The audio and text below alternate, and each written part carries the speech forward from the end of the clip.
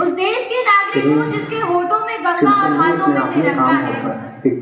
वह देश कभी सत्यम शिवम सुंदरम तो कभी वंदे मातरम और कभी पंजाब सिंध मराठा द्रविड़ उत्कल बंग है। मैं उस देश की नागरिक हूँ जो हर ठुकराए हुए की शरण स्थली बन जाता है और सात समंदर पार परदेशियों को भी अपने ब्रदर एंड सिस्टर कहकर बुलाता है। यही प्रेम की पूज्य भूमि भारतवर्ष कहलाता है, भारतवर्ष कहलाता है। माननीय अतिथि महोदय, आदरणीय प्राचार्य जी, सम्मानित शिक्षकगण एवं मेरे प्रिय साथियों, मैं स्मृति तिवारी कक्षा 12वीं की छात्रा आप सभी को मेरी ओर से स्वतंत्रता दिवस की ढेर सारी शुभकामनाएं। आज हम सभी यहाँ अपने देश का 80वां स्वतंत्रता दिवस मनाने के लिए एकत्रित हुए हैं।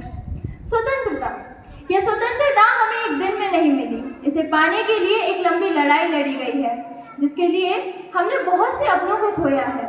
आजादी के लिए भारतीय कृत संकल्पित है, इसकी जानकारी अंग्रेजी शासन को सन 1857 में हो गई थी, जब भारतीयों ने अंग्रेजी शासन को छठी का दूध याद दिलाया था।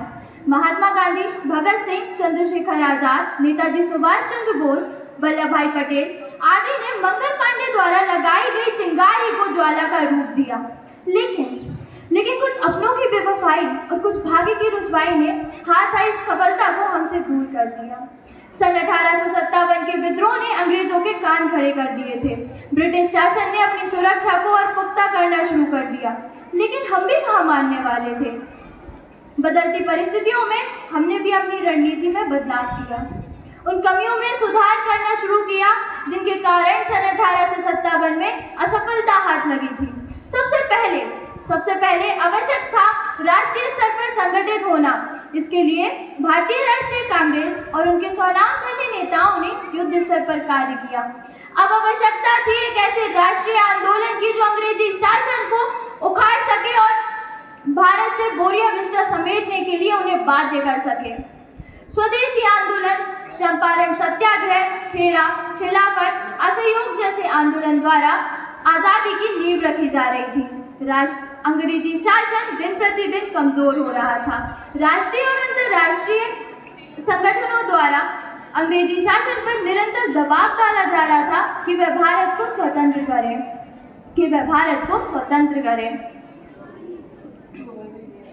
दुनिया अहिंसा और सत्याग्रह के नए विचारों से परिचित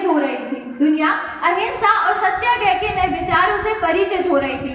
भारत की बौद्धिकता, सांस्कृतिक चेतना और आजादी के लिए पूर्ण समर्पण की भावना की चर्चा संपूर्ण विश्व को आंदोलित कर रही थी।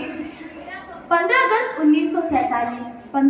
1947 मधुर वेला आई, भारत आजाद हुआ।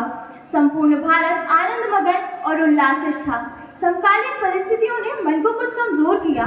विभाजन की त्रासदी और सांप्रदायिक दंगों ने हमें कुछ कमजोर किया, लेकिन हम भी कहाँ रुकने वाले थे। जिंदा दिली हमारी पहचान है। आज हमारा चंद्रयान चंद्रमा पर तिरंगा फहरा रहा है। जल्द ही हम विश्व को मंगल ग्रह से मंगल कामनाएं प्रेषित करेंगे। हमारी जिम्मेदारी है कि हम इस आजादी को बनाए रखें, देश को आगे बढ़ाएं।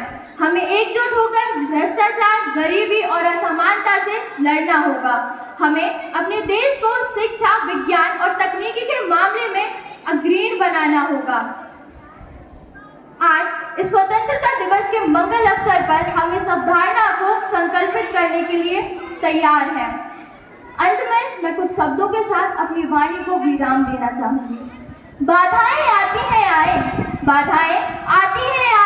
घिरे प्रलय की घोर घटाएं, पैर के नीचे अंगारे, सिर पर बरसे यदि ज्वालाएं, निज हाथों में हंसते हंसते आग लगाकर जलना होगा, कदम मिलाकर चलना होगा। जय हिंद, जय भारत। धन्यवाद।